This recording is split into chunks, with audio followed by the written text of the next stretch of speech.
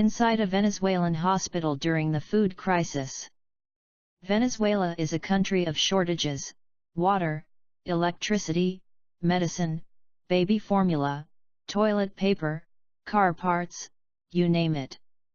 The devastating food shortage has highlighted the depth of the country's recession, which was triggered by the global collapse of oil prices that began in 2014 and made worse, many experts argue, by the government's socialist economic policies.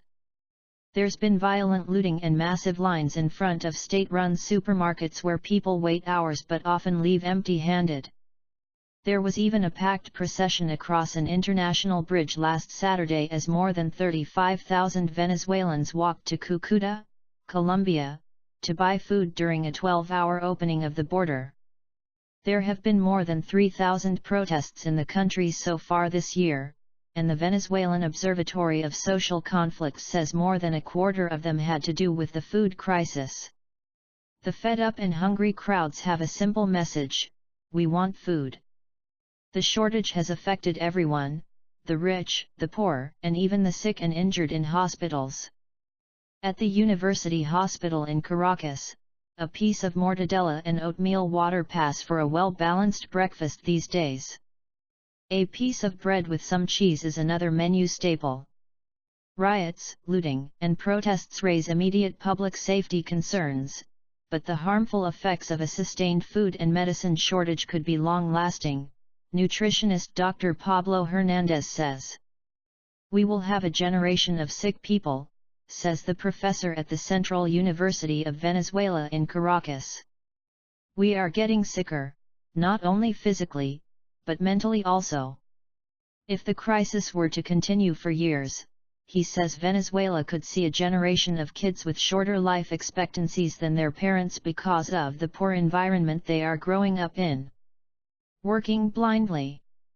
Those who defend the government often point out the United Nations Food and Agriculture Organization, FAO, recognized Venezuela in 2013 for meeting the UN Millennium Goal of having malnutrition. But Hernandez says that recognition and the numbers behind it were several years out of date. We have no official numbers right now, we are working blindly. He says a proper diet is particularly important for people suffering from chronic medical conditions. They have to consume even more calories than people that are not sick, due to the stress of being hospitalized. But at this major hospital in the country's capital, portions have been cut and patients receive the same limited variety of meals, regardless if their condition requires they eat or avoid certain foods. Protein is rare, and when it does appear on the tray, patients say it's hardly a treat. Noticeable effects. The meat doesn't taste well, he says, I rather not eat. In April, doctors sounded the alarm about a critical shortage of baby formula, particularly at J.M. de los Rios Children's Hospital in Caracas, where the supply ran out, leaving it to parents to try to track some down. The crisis lasted for about a month before donations started to help fill the gap. Doctors like Pablo Hernandez say they've already noticed the effects of malnutrition throughout Venezuelan society. We will find kids with problems at school, and workers absent from their jobs for the lack of iron in their diet. We don't know how many cases of anemia we are dealing with. Food rich in iron are either too expensive or too hard to find. In the western Venezuelan city of Maracaibo, the line of people waiting to buy food at a state-run supermarket spills into the streets. Tempers flare as some try to cut to the front of the line. The mood darkens when store managers announce that there's no food left on the shelves, only cleaning supplies. As she waits in the blistering heat, Maria Luisa Barrios shields herself from the sun with a piece of cardboard and complains, all they have is detergent. How am I going to eat detergent? Venezuela's second largest city, Maracaibo is one of the hardest hit places in a country that seems to be running out of almost everything from bread to beer, from car parts to electricity. What started as persistent food shortages under President Hugo Chavez has turned into a food crisis under the Nicolas Maduro government, elected in 2013. A tour of Maracaibo last month showed the crisis is especially dire. Socialist economic policies that have put the government in charge of much of the country's food production and distribution have dramatically reduced the supply of rice, pasta, milk, and other basic staples. Meanwhile, falling prices for oil, which accounts for nearly all of Venezuela's export income, mean President Maduro's government has far less money to import food. Where there's food, looting follows. The result is that in the country with the world's largest oil reserves, people are ransacking grocery stores, restaurants, warehouses, and even food delivery trucks. A Venezuelan monitoring group, Observatory for Violence, says there are about 10 lootings per day around the country, with food riots sometimes turning deadly. 4 people were killed during separate incidents last week as looters clashed with security forces. More than 400 people were arrested in the coastal city of Cumana, which was briefly placed under a de facto curfew after 20 stores were cleaned out. If the vote is held this year, new elections would be called. But electoral authorities, who are loyal to the president, are trying to delay the balloting until next year. Should that happen and Maduro loses a likely outcome given the magnitude of the country's problems, he would be replaced by his vice president and the ruling Socialist Party would remain in power. Last month, Luis Almagro, Secretary General of the OAS, blasted Maduro for sabotaging the recall effort. To deny the people that vote, to deny them the possibility of deciding, would make you just another petty dictator, like so many this hemisphere has had, Almagro wrote in an open letter to the Venezuelan leader. Maracaibo sits just 130 kilometers from the Colombian border, which aggravates the city's food shortages. Cheap government-subsidized food which sells for less than the cost of production is often smuggled into Colombia, where it is sold for huge profits. Maracaibo used to be a showcase for progress. It was built on the shores of Lake Maracaibo, where Venezuela first struck oil a century ago. Maracaibo is home to the country's first bank, movie theater, and public lighting system. Now, the city has become a symbol of degradation and breakdowns.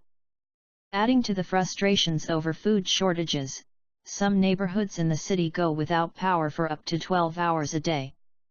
That's due to a nationwide electricity shortage caused by an El Niño-induced drought and lack of maintenance of government-run power plants and grids. Maracaibo intersections become clogged with vehicles because the traffic lights don't work. The power outages knock out fans and air conditioners in one of the country's hottest cities, where the temperature often nears 40 C. In a working-class barrio north of the city center, Juliday Ruiz says that blackouts often force her and the 13 other adults living in her house plus a scrum of kids into the street to seek relief from the heat in the middle of the night. When the power comes back on, they rush to wash clothes, cook lunch, and take care of other chores that require electricity.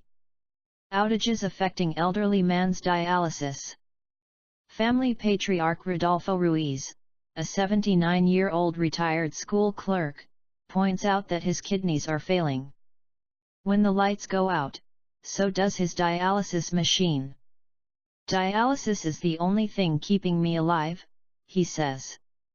Rather than working overtime to solve these problems, Maracaibo officials are hamstrung by bizarre rules.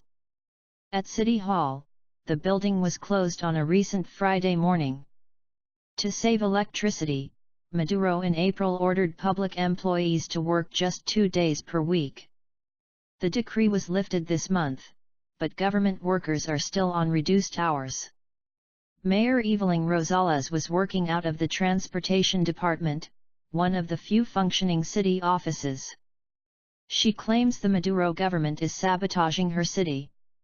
Oil royalties and other federal monies make up 80% of her budget. But Rosales claims Maduro is withholding these funds because she belongs to an opposition party that's trying to oust him through a recall election. In addition, her husband is one of Venezuela's best-known political prisoners. A former mayor, governor, and presidential candidate, Manuel Rosales, was arrested 8 months ago on what human rights groups call trumped-up charges. The Maduro government did not respond to requests for comment. But the president often blames the country's crisis on the opposition, which he claims is hoarding food, bombing power plants and plotting coups. Asked about this, Rosales just rolls her eyes. Venezuela is upside down, she says. It's like Alice in Wonderland: medicine, baby formula, toilet paper, car parts, you name it. The devastating food shortage has highlighted the depth of the country's recession, which was triggered by the global collapse of oil prices that began in 2014 and made worse, many experts argue, by the government's socialist economic policies. There's been violent looting and massive lines in front of state-run supermarkets where people wait hours but often leave empty-handed. There was even a packed procession across an international bridge last Saturday as more than 35,000 Venezuelans walked inside a Venezuelan hospital during the food crisis. Venezuela is a country of shortages: water, electricity,